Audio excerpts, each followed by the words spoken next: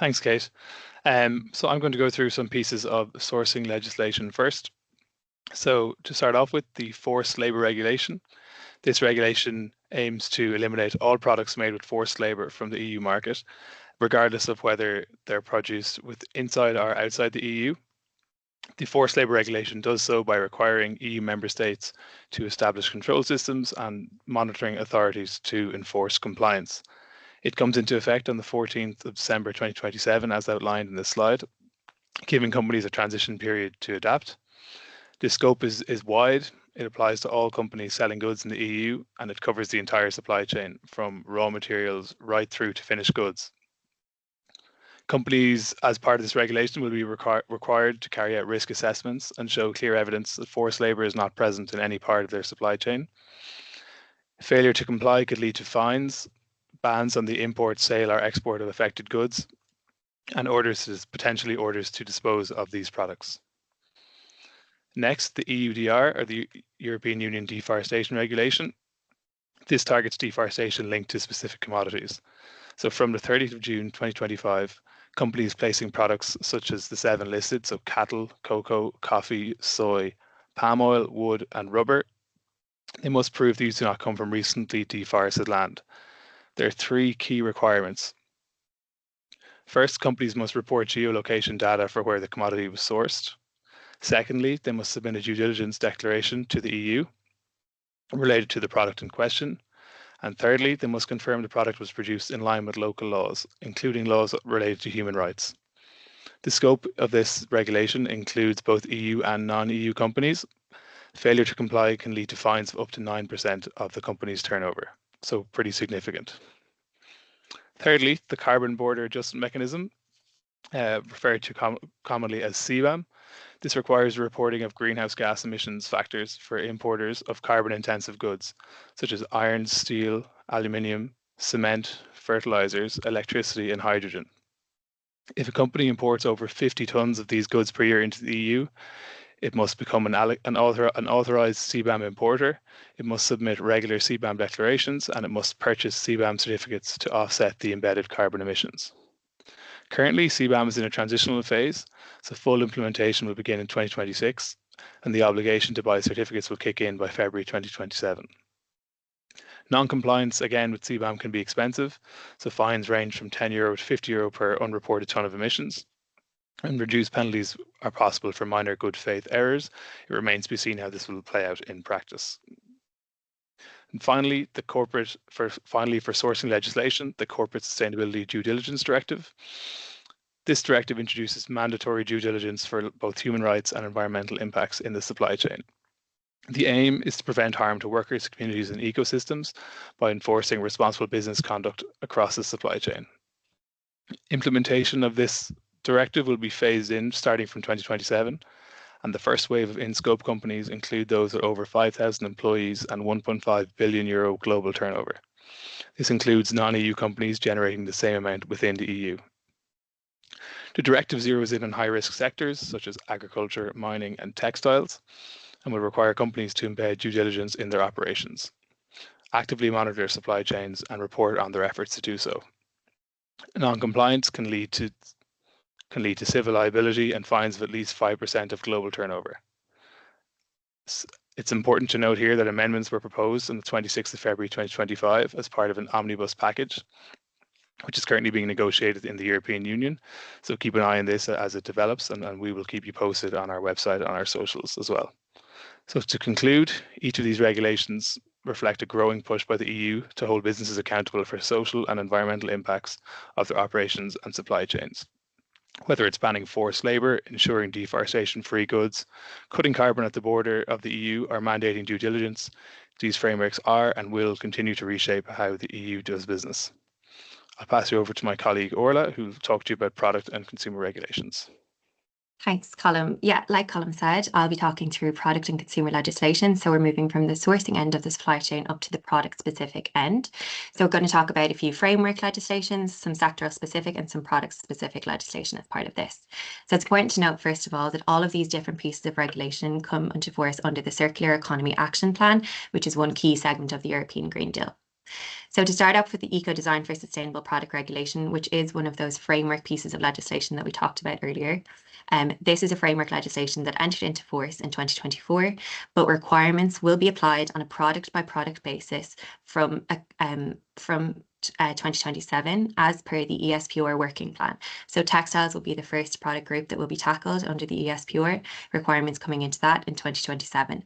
So if you're interested in your specific product group, you should look at that working plan that was introduced in April of this year. So the aim of this regulation is to make products placed on the EU market more sustainable throughout their entire life cycle. And this is being done through setting minimum performance requirements and mandating certain information requirements with regards to each product. So the scope of this regulation, it applies in a horizontal way to all products that are placed on the EU market with product-specific requirements, as I said, according to the working plan. The implications of this will be that manufacturers will have to meet new sustainability requirements. So these performance requirements, so this can include durability requirements, life cycle requirements, repairability and disassembly requirements, provisions for energy efficiency and recyclability at the end of the product's lifespan. All of this is supported through the information requirements. So this has been introduced through a digital product passport. And what this looks like remains to be seen, as it will be set on a product by product basis, again, according to that ESPR working plan. Non-compliance, like Colm said, is quite costly. So products failing to meet the ESPR requirements may be denied market access, and enforcement through this will be done through market authorities, and penalties and market surveillance remains to be seen. And the next piece of legislation then that we'll be talking about is the Green Claims and Empowering Consumers Directives. So these are two separate directives that work in tandem with the overall goal of banning greenwashing and misleading claims for products placed on the EU market. So the Empowering Consumers for the Green Transition Directive will outlaw and ban and prohibit any unfair commercial practices and misleading claims that will lead to greenwashing, while in tandem, the Green Claims Directive, which applies from 2027, will provide methodologies for how companies can make these claims and how they can back it up in a credible and verified way. So like we said, the aim of this is to ban misleading claims and unfair commercial practices and to substantiate how environmental claims can indeed be made. And these two pieces of legislation applies to all business to consumer environmental claims that are made voluntarily for products being placed on the EU market. So the implications of this will be that all companies will be required, with regard to the claims that they make, to provide clear, evidence-based and independently verified assessments where claims are made. So these must be done through substantiated methodologies that are outlined in the Green Claims Directive. Again, penalties for non-compliance are costly. They will be treated as an unfair commercial practice, and this will be enforced through consumer legislation and protection frameworks. So that's definitely one to keep an eye on for sure. Jumping back then to the more product-specific regulations. So the EU Batteries Regulation is one of these pieces of legislation that is aimed to introduce minimum requirements on performance and information for specific product groups on the EU market. So it's quite in line with the ESPR framework legislation, but it is one of the first that has come into place to really tackle a certain product group or a certain type of materials. So it was adopted in 2023 and phased in requirements are starting from 2025 up until 2030. The aim is to minimise the environmental impact of the obvious growing demand that we have for batteries through the introduction of circularity requirements. It applies to all batteries that are sold in the EU market, although requirements will vary according to the type of battery, but this will include requirements on portable, industrial, automotive and electric vehicle batteries across their entire life cycle. So this will mandate minimum performance requirements, the provision of information, again, through digital product passport, and this will include due diligence information. So making sure that attempts are made to identify, mitigate against, and prioritise impacts relating to due diligence through the sourcing of batteries' entire life cycle. Non-compliance will include restricted market access, product recalls, and fines that are introduced through national authorities. The next piece of legislation then that is quite important and has been quite widely discussed through its development is the Packaging and Packaging Waste Regulation. So this entered into force in 2025 and requirements are coming in on a staggered basis from 2026 up to 2030. The aim is quite obviously to reduce packaging waste and promote reusable and refillable alternatives through the introduction of circularity requirements in packaging. The regulation covers all types of packaging that is placed on the EU market, regardless of its material or origin, although different requirements apply to different types of packaging. And again, different sectors have different requirements under this piece of legislation. This includes business to business and e-commerce. The implications of this regulation will mean that certain single-use packaging and use of certain substances of concern will be banned by 2030. And the requirements include recycling, inclusion of recycled content within packaging, requirements for reuse and take back are required by 2029 or 2030, depending on the provision. Non-compliance include penalties, market restrictions and enforcement actions that will be taken by member states, and this can include bans on non-compliant packaging. The last piece of sourcing regulation or of product regulation that we'll talk about is for our friends in the construction sector, so the construction products regulation.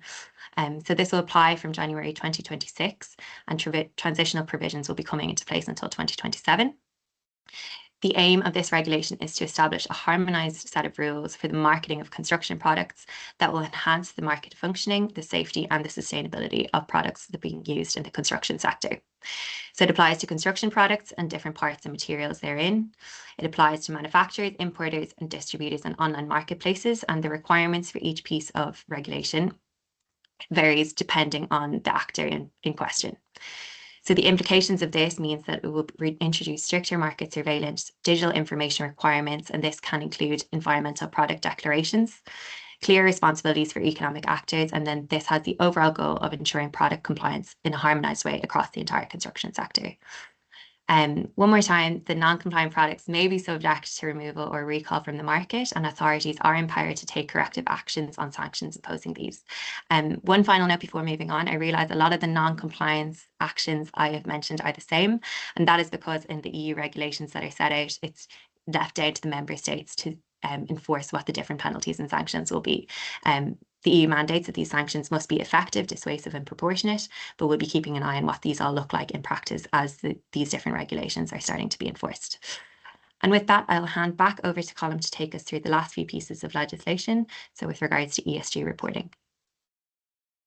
Thanks, Orla. So the last two pieces of legislation from today's webinar.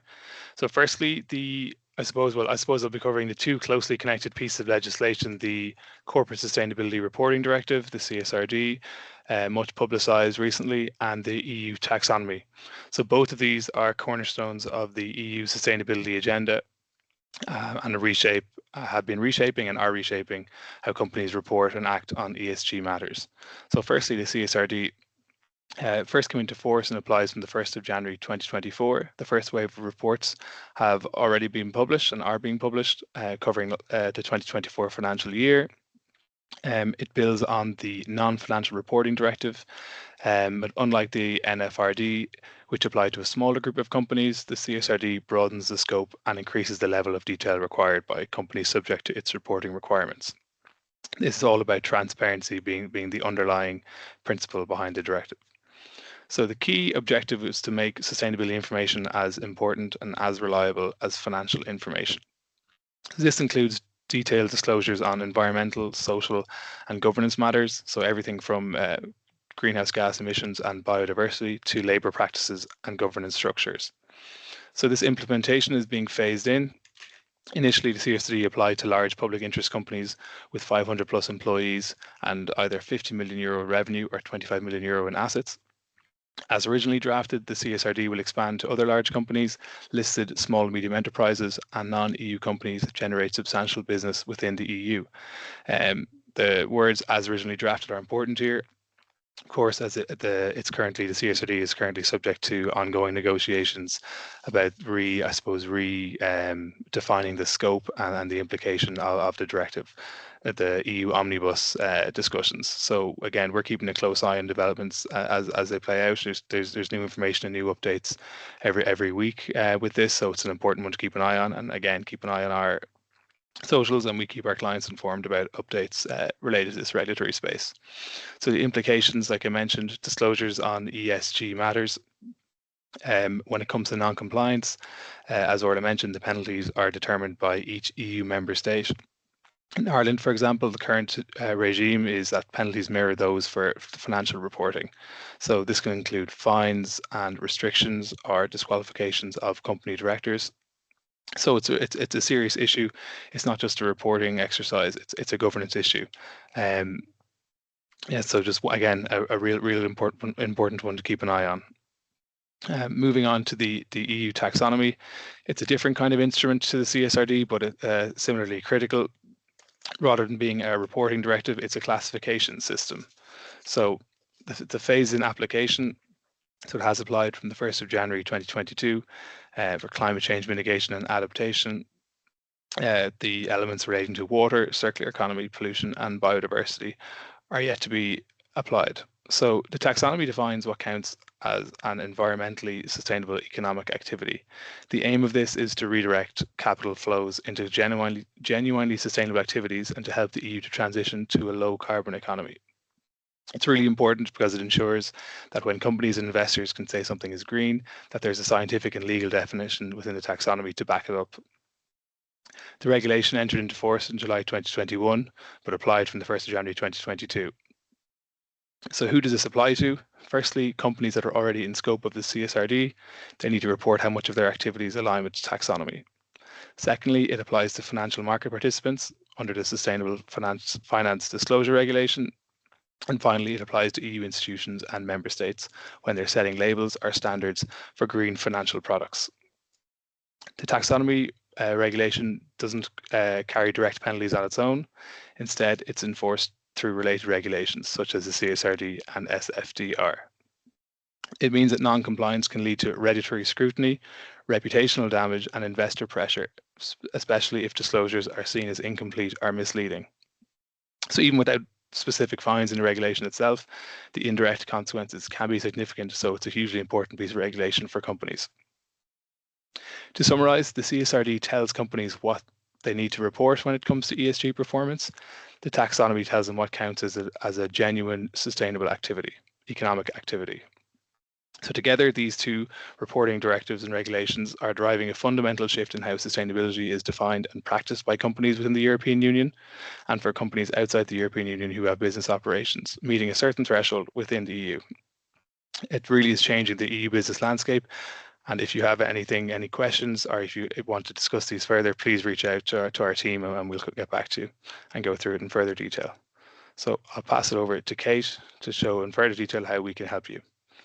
Brilliant. Thank you so much, Colm and Orla, for taking us through those 11 pieces of EU Green Deal regs and legs, as we call them here in Goodbody Clearstream.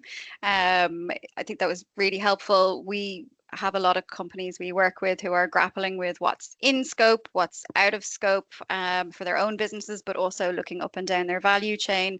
And particularly with all of the changes and the omnibus, it can be quite confusing landscape to hear. Just on the omnibus, we are expecting news from the CBAM perspective, hopefully in July, and then for CSRD and the others probably later in the year, probably Q4. So stay tuned for those. Given that we've seen there's a lot of changes coming into effect or have just come into effect, and we know that companies are grappling with some of this, and we are working with variety of companies in different industries to help them through this this period of change. But how can we assist you? In several ways. So we have kind of three distinct work streams that we are working through with various companies. The first is really around discovery and applicability. So looking at your own operations, your upstream and your downstream, and looking at what EU Green Deal and potentially other ESG legislation are relevant to your company indirectly or directly, and providing that applicability assessment. Following that, typically we'd look at developing a roadmap to compliance. So helping companies create a task list, who's responsible, and timelines to make sure that you have what you need for when you need it. And in some cases, assisting with implementation guidance on the actual creation of standard operating procedures, handbooks and training, etc. And a wider piece and very, very important, and I suppose today you got a taster of what that might look like from that really high level, is those masterclasses, trainings and workshops. So typically these are done at a high level management team. or a job specific area. So if it's specific to procurement, we would come in and talk directly to your procurement team about what those implications are. So I know there's a lot of noise out there. Just want to say we are here to help you out of that noise should you need it. I hope you enjoyed and learned a little bit and kind of helped you in the headspace of where you might be in scope today, and which ones you can completely ignore. But thanks so much for joining. Thanks for listening. And please reach out, as Colm said, if you do have any questions. We will be sharing the slides and this recording. So please feel free to share wider and get in contact.